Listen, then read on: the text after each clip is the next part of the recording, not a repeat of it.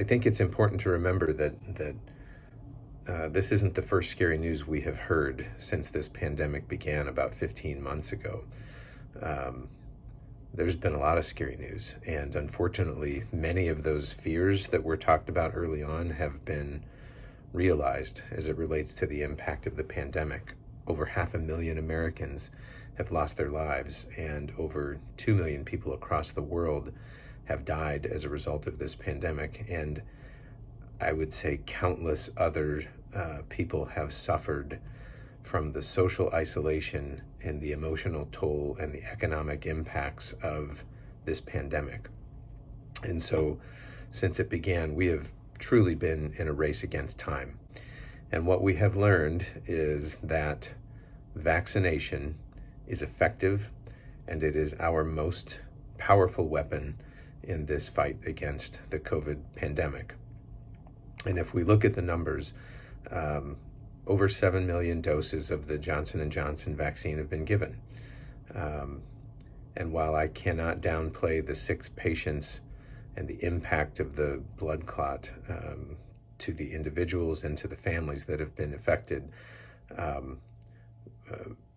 we know that the risk of developing one of those side effects is about 1 in a million. At the same time, we have 2 other vaccines from Moderna and Pfizer that work by a completely different mechanism of action.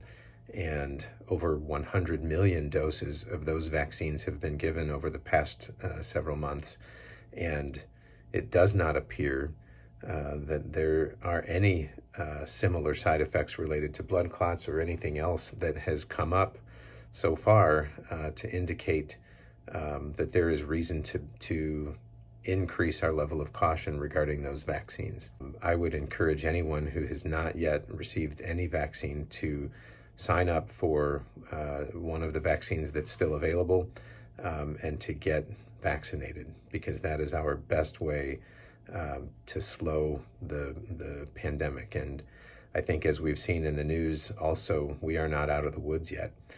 Numbers are increasing in many areas, especially in Michigan to the north of us.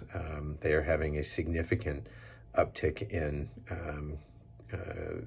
COVID infections. And so this pandemic isn't over yet, and we need to vaccinate as many people as we can